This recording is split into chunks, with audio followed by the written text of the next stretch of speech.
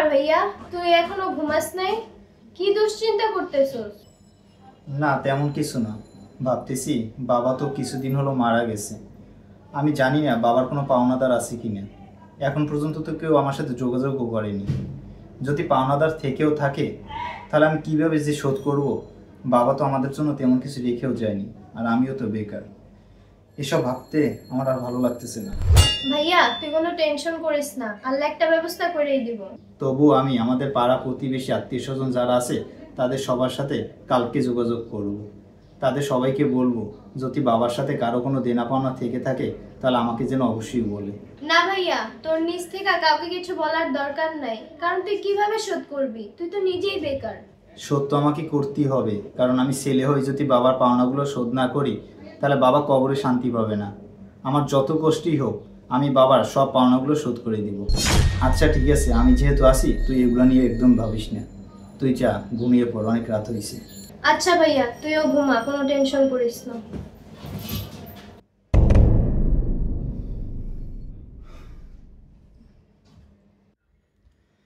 বাবা অনেক অভাবী ছিল, না জানি কত মানুষ তার কাছে টাকা পায়। আমি কিভাবে যে তার টাকাগুলো শোধ করব কিছুই বুঝতে পারতেছি না। এদিকে বোনেরও বিয়ের বয়স হয়ে গেছে, ওকেও বিয়ে দিতে হবে। না, আমি আর কিছু ভাবতে পারতেছি না।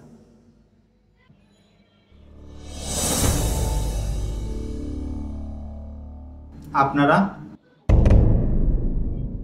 আপনারা নিশ্চয়ই আমার বাবার কাছে টাকা পান। আপনারা কোনো টেনশন করেন না, আপনারা আমাকে একটু সময় দিন। আমি যেভাবে হোক যত কষ্ট হোক আপনাদের সব টাকা শোধ করে দেব। না, আমি আপনার বাবাতে কোনো টাকা পাবো না। আমি ব্যাংক থেকে আসছি। আপনার বাবা মারা যাওয়ার আগে আপনার নামে ব্যাংকে একটা ফিক্সড ডিপোজিট করছিল, প্রায় 7 লক্ষ টাকার মতো জমা হয়েছে। আপনি ব্যাংকে যোগাযোগ করে টাকাটা কালেক্ট করে নেবেন। আমি একটা এনজিও থেকে আসছি। আপনার বাবা আমাদের এনজিওতে 50 টাকা করে প্রতিদিন রাখতো। ওখানে মোটামুটি 3 লক্ষ টাকার মতো জমা হয়েছে। আপনি গিয়ে টাকাটা কালেক্ট করে নেবেন।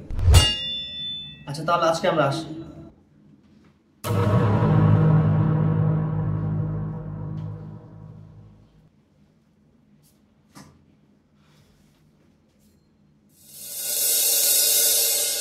বাবা ব্যাংকে আমাদের জন্য 7 লক্ষ টাকা রেখে গেছে, সমিতিতেও রেখে গেছেন 3 লক্ষ টাকা।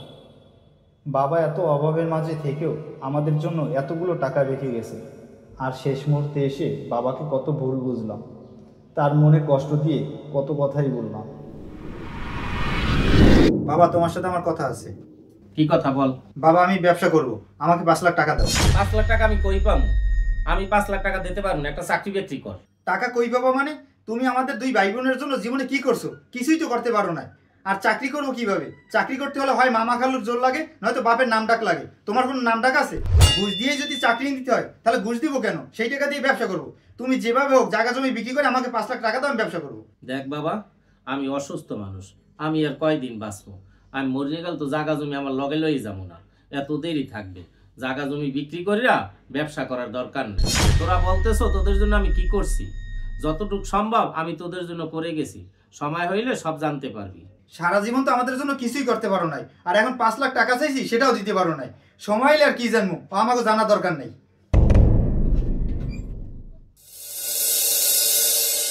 বাবা, বাবা, বাবা, কি ব্যাপার? বাবা কথা বলতেছে না কেন? বাবা, ভাইয়া, ভাইয়া, বাবা কথা বলতেছে না। কি হয়েছে বাবা? আরে বাবা তো আর নাই। বাবা, বাবা সত্যি আর সেই সময়টা এসে গেছে বাবা। আমি সব হাতে পেয়ে গেছি বাবা, কিন্তু তুমি আজ আমার পাশে নেই বাবা। আমি সত্যি বাবা তোমাকে কখনো বুঝতে পারিনি, কিন্তু আজ বুঝতে পারতেছি বাবা, কেন তুমি এক শার্ট পরে বছরের পর বছর কাটিয়ে দিতে বাবা। বাবা তুমি আমাকে ক্ষমা করে দাও বাবা, আমাকে তুমি ক্ষমা করে দাও বাবা।